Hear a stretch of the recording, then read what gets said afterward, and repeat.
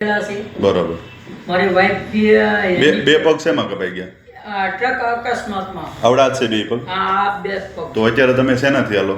અત્યારે કઈ નહીં, બેઠા બેઠા ચાલુ છું. બેઠા હાથના બેઠા ટેકા ઉપર. બરાબર, સમજાઈ ગયું. અને બહાર જવું હોય તો મને એક સાહેબે વ્હીલચેર અપાઈ દી છે. બરાબર, હા હા. એની ઉપર બેસીને આ ભાઈ મને ધક્કો મારે છે. બરાબર. તો અત્યારે આપણા પરિવારનું ગુજરાન કઈ રીતે હાલે છે? હા, તો કાંઈ નહીં. અત્યારે મિત્ર મંડળ મને બધા ભેગા થઈને બધું સાથ સહકાર આપે ને અનાજ કરિયાણું થોડુંક લાવી દે છે એ લોકો. બરાબર, સમજાઈ ગયું. એટલે મારી વાઈફ બનાવી રાખે, એમાં મારું ગુજરાન ચાલે છે. અત્યારે એ પોતે રૂમાલ બાંધે છે. બરાબર, સમજાઈ ગયું. નાના નાના તકલીફ ઘણી છે મતલબમાં. આ તકલીફ ઘણી છે, તો થોડીક મારે આર્થિક મદદની જરૂર છે. બરાબર. ફૂલની તો ફૂલની પાઘડી હા, જે જે આપવું હોય. બરાબર, સમજાઈ ગયું. અને બીજું મારે કરિયાણાની જરૂર છે. બરાબર, સમજાઈ ગયું. બીજું કંઈ કહેવા માંગશો નહીં તમે? સાહેબ, હું એટલે આશા રાખું. Okay okay. તમારું નામ શું ભાઈ? મારું નામ હર્ષદભાઈ જોશી છે. હા, હર્ષદભાઈ. જી. હર્ષદભાઈ, તમે આ ભાઈને? એ અમારા ભૂદેવ છે ભૂદેવ છે. અને હેન્ડીકેપ છે અને આર્થિક બહુ પરિસ્થિતિ ખરાબ છે સાહેબ. બરાબર. એટલે અમે લોકો બધા સાચવીએ છીએ. અને એક તમારું ચેનલ જે છે હા, એનું આ ભાઈ શૈલેષભાઈ વિડીયો જોયો. બરાબર. અને એ વિડીયોના માધ્યમથી અમે આપની પાસે આવ્યા છીએ. બરાબર. મતલબ શૈલેષભાઈને લઈને આવ્યો છું. હા હા, શૈલેષભાઈ લઈને બરાબર આવ્યા. છે. હા હા હા. તો સાહેબ આશા એ છે કે એને આર્થિક સહાય અને થોડું ઘણું અનાજ કરિયાણું જે કાંઈ ફૂલની પાકડી મળે બરાબર. એવી આશા સાથે હું ભાઈને લઈને આવ્યો છું. બરાબર. બરાબર છે. બીજું હમ. કે શૈલેષભાઈને એક રેલવેનું પેન્શન મળવા પાત્ર છે. બરાબર. બરાબર. એના જે કાંઈ ડોક્યુમેન્ટ આ તે કંઈ હતું એ મેં બધું 20-25 હજારનો ખર્ચો કરીને કઢાવ્યું છે. બરાબર. શૈલેષભાઈનું મેં રેલવે હોસ્પિટલમાં મેડિકલે કરાવી નાખ્યું છે. હમ. બરોબર છે. પછી એનું મેડિકલ થયા પછી એને એક પીપીઓ મળે બરાબર.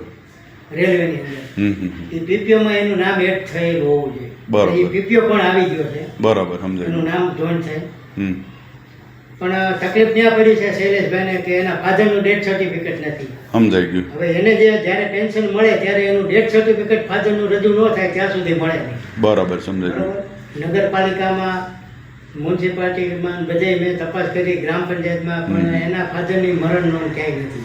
બરાબર. તો એની મરદ નોંધ આપણે કાઢવી તો શું કરવું એ પડે? કાઢવા માટે હવે કોર્ટ મેટર થઈ જાય. કોર્ટ મેટર થાય. હા, વકીલ લોકો પડે, મામલતદારને અરજી કરવી પડે. બરાબર, સમજાઈ ગયું. બરોબર. અને એફિડેવિટ નોટરી કરાવવું, સોગંદનામું કરવું પડે. એમાં પણ ખર્ચો થાય ને? એમાં પણ 15,000નો ખર્ચો કીધો છે. બરાબર, સમજાઈ ગયું. એમ. હવે આ રીલ જો કોઈ એડવોકેટ સાહેબ સાંભળતા હોય તો જો શૈલેષભાઈની મદદ થતી હોય, 15,000 રૂપિયાનો ખર્ચો કહે છે, જો આમાં તમે કાંઈ મદદ કરવા માગતા હોય અથવા કાંઈ સેવા કરવા માગતા હોય અથવા જે 15,000 કહે છે એમાં કંઈ ઓછા કરવા માગતા હોય અને જો શૈલેષભાઈનું કામ તમે કોઈ એડવોકેટ સાહેબ કરવા માગતા હોય તો શૈલેષભાઈનો નંબર હું ઉપર આપી દઉં છું. ડાયરેક્ટ તમે શૈલેષભાઈનો કોન્ટેક્ટ કરી લેજો. અને બધી જનતાને હું કહેવા માગું છું કે ખરેખર શૈલેષભાઈને બહુ તકલીફ છે. જો આ બંને પગે હેન્ડીકેપ છે, પોતાને આ જો આંખો પણ બધી હોજી ગયેલી છે, સોજા આવી ગયા, લીવરનો પ્રોબ્લેમ છે, કિડનીનો પ્રોબ્લેમ છે અને હાર્ટ પણ 25% જ કામ કરે છે. તો જો કોઈ પણ વ્યક્તિ ફૂલની તો ફૂલની પાખડી 1 રૂપિયો, 2 રૂપિયા, 5 રૂપિયા, 10 રૂપિયા, 50, 500, 1000 તમારે જે તમારે ઈચ્છા શક્તિ હોય એ પ્રમાણે જો તમારે આપવું હોય તો શૈલેષભાઈ જે છે એ મતલબ દાનને પાત્ર છે.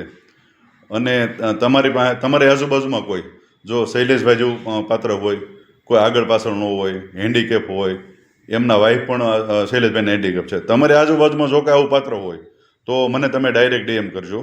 તમે દાદા કંઈ વધારે કહેવા માગો છો? ના, બસ ચાલો. શૈલેષભાઈ તમે? નહીં સર, એટલો આભાર. ઓકે.